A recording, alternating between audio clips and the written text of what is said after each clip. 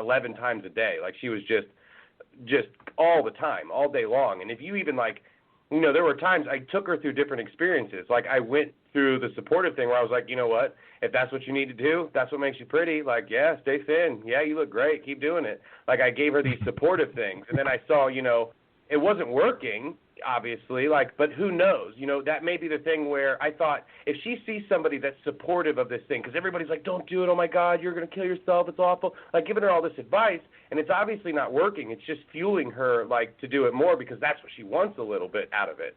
So it's like, I thought, okay, let's try to approach it like this. And I was like, yeah, get it. Like, you know, I was like rooting it on. And I thought, you know, maybe she'll be so disgusted. Yeah. I was like, she's got to be disgusted of a person who's, like, telling her to do this. And that would maybe change her mind. Like, you know what? I don't, and if it stopped her loving me, that's fine. But, like, I just wanted to heal that part. And when that didn't work, I went with other things. Like, you know, I just researched different ways to, like, so there are things, like, that you can try, like, so loud sounds or smells or something, or the things that are related. Hold up. Dave was using the same fucking strategy that Donald Duck used when he caught fucking Huey, Dewey, and Louie fucking smoking cigars. He made them smoke the whole fucking box. That's what he was doing. He's like, you're going to fucking binge and purge, bitch. You're going to binge and purge till you're sick of it. All right, so that's what I'm saying. Like, when you guys talk about those, so there's these traumatic experiences that cause these things, and maybe they relive them, or maybe that's how they heal from them, or numb them, or, like, who knows why it happens. But there are these moments that popped into their lives that made them do this. So, like, trying to recreate different things that would, like, pop into her life that she would remember, and the memory of that would be stronger than the trauma that was causing her to do it. Now, it wasn't, like, really, like, awful things, but there was just, like, conversations and different stuff, like different things I was willing to put up with and not put up with, and, like, sort of try to guide her through this really experimental psychological thing to try to heal it. And ultimately, like, she was at a point where, like, I don't care. She's like, I don't care. I want to be like this. Like, I want to do it. I'm not going to – I understand all this shit now. Like, I feel like being fucked up. I want to live like a rock star and die pretty and young. Like, I don't want to do this.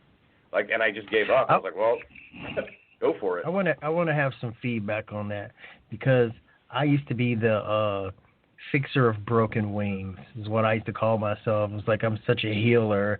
I just keep attracting these broken birdies, and I'm going to fix them. And what I discovered later, not to say this is you, but what the truth about me was that I was the broken wing, and I was operating on this belief system subconsciously because I didn't know.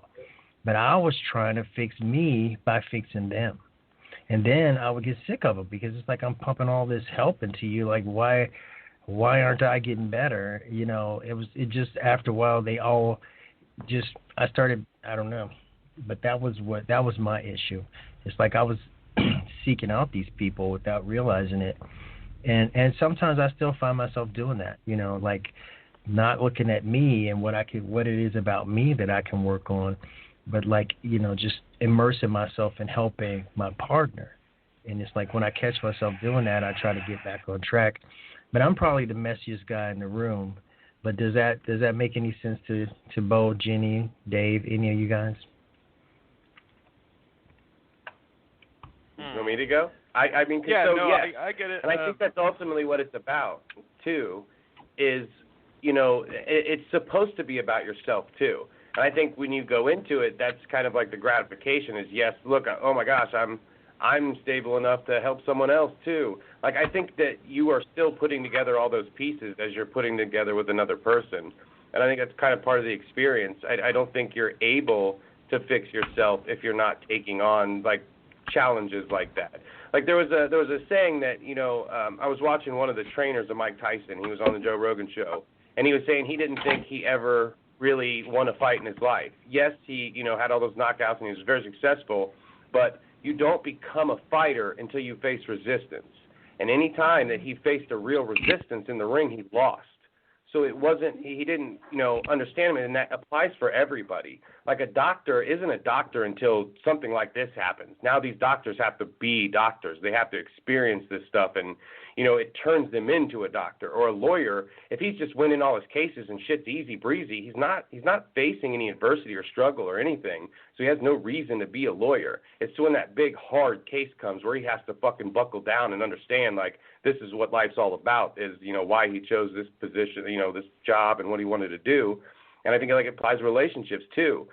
You don't ever, like, if everything's always good and fun and awesome and great, like, are you even really experiencing that relationship? Because like I was saying, it was okay for me to lose her. It's okay for me to lose people, because I understand that, hurting and healing and reflecting and going through those things are just as important as all the love and, everything's relieved and no anxiety. Like, they have to be in balance with each other for it to ultimately be successful. Brilliant. You guys are really deep thinkers. I appreciate this. It's lovely to hear your thoughts. What was the question again, Drew? I wanted to answer the question, but it just eluded me. Yeah, it's a travesty. What's the question? Yeah, basically, I think that in some cases when guys or girls are out here helping, when they get in relationships where they're doing all this help, giving all this help to this needy partner or this broken partner, and they're being so almost godlike and that I'm gonna save you, it's like in some cases it's almost indicative of that the other partner needing a lot of help, and so they're like trying to fix themselves through helping, doing work with other people.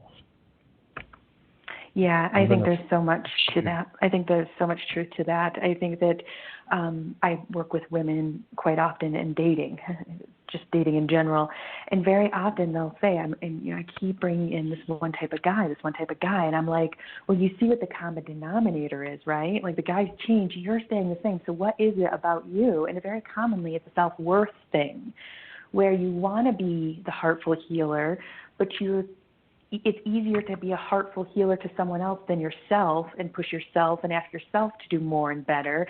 It's easier to kind of make it outside of us. I've done it in my 20s and 30s when I was dating men that weren't driven, didn't like to work, didn't want to really work, didn't really think they should have to, just really not driven. And I'm really driven. And it took me like a decade of not dating not driven men and finding driven men. Now I flipped to the other side. My ex-husband was way too driven, but the point being, it took me a long time to understand my worth and see the patterns of what I was doing to bring in the same type of guy, just different name, different dude. So I think that we want to help people because we're the bleeding hearts, but indeed we should split that desire to help and give half of it to people outside of us and half of it back to ourselves. You were talking about it, self-care, self-worth, just reflecting it back. And again, we're told that that's a selfish act, that we should just give. Well, we have to put ourselves in that group that we're giving to. If we don't, we put ourselves in the back burner, we get resentful, we get stressed, we get overworked, we get frustrated, so we really have to take care of ourselves too. Well, and I think, so if I could comment on that real quick, I think that, so I kind of lost the train of thought that I was going on, but if you feel that way, so if that's your thing, if you get that gratification and that feeling of well-being from giving that to another person, like, I don't think that you should get resentful if you truthfully feel that way. Like, if you're trying to use it as an excuse to kind of like, I don't know, heal with your own thing and it's not really the thing, like, then of course you won't find happiness out of it. But if you really do, like, care genuinely, and it doesn't, like, and you have to not be resentful because your feelings are going to hurt. You have to be okay with you're going to hurt too. Like, if you can't be, like, accepting of that, I don't think, like, you have to be prepared for the hurt and be okay with it before you can, like, really care about it for another person. Well, you don't really have to be okay with it. Say...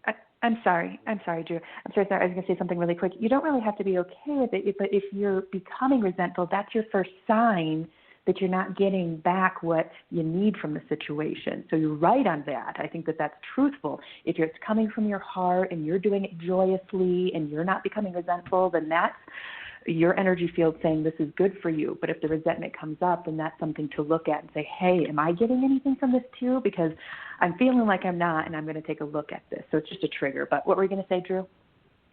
Yeah, I think what you're saying is important because we have to look for signs, because I don't think people enter into these type of relationships consciously aware that they are like, yo, I'm going to find me a busted chick and I'm going to work on her because that'll probably help me to get better. It's like, I don't think that it's really very conscious. But even if we don't realize that we're doing it, we can recognize when we're getting resentful or some other negative feelings are jumping off that are telling me that something is not right here. Mm-hmm. We've got to be in tuned. I feel like when you get into a relationship with somebody that you feel like you have to fix, I feel like ultimately what you're doing is you are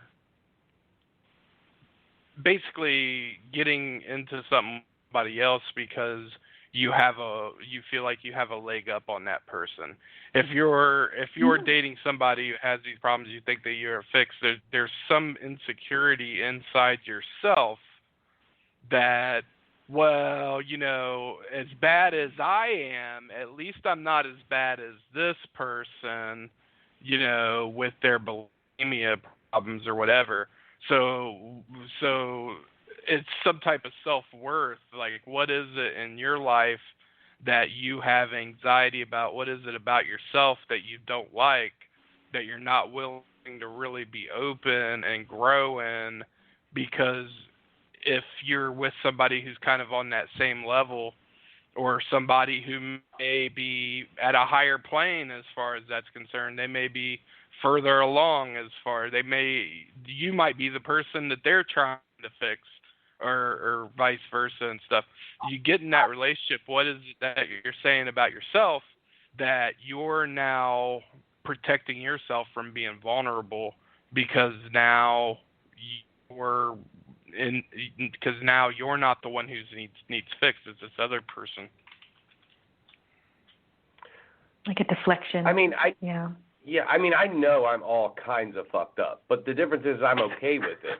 Like, I know, like, it's okay to be fucked up. It is. Like, but it's also, it's okay to fix it. It's okay to not fix it.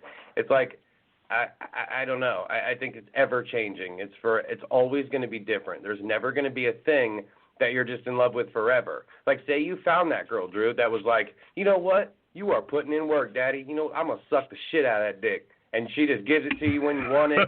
And, like, you're just happy as fuck. You're like, shit, this is what I always wanted. Oh, my God, this is the bomb. Like, I love you, baby. This is what I always wanted. And then all of a sudden you're sitting there, you're like, well, now what? Like, she does it. So maybe I can push her further. Like, so once you find it, that might not be it. And then you're like, fuck, now I want a bitch that's all stingy with it because it was more fun fighting for it. Like, it always changes, and you just have to be in tune with it. When that feeling changes, and even be able to communicate that, and you either have to have a partner that's able to receive that communication and, like, be like, oh, okay, I totally understand what you're saying, and not have this thing, like, where she just says it and has no idea what you're saying, and then she's, like, texting her friends, like, oh, my God, something's wrong with fucking Drew. He used to just pull my head down and make I like the way you communicate, and what you're saying, it speaks to what Bo was saying earlier about people who are never satisfied, kind of like if she's working, she wants to not work. If she's not working, she wants to work. I mean, it speaks to the goal being always elusive and always just around the corner. But I don't know, maybe sometimes there's a place where it's all good. But I love your energy in terms of being on the journey, because that's how we figure out what it is that really floats my boat. Like, I have to go through these experimental phases where it's like, hey, do I want a girl that wants to get shit on some of the time? I don't know. Let me try that out. So right. I've experimented a lot. I've had a lot of heartbreak, and I had a lot of highs and lows. And he's you get to a had place. A lot of shit on his chest. on my dick too.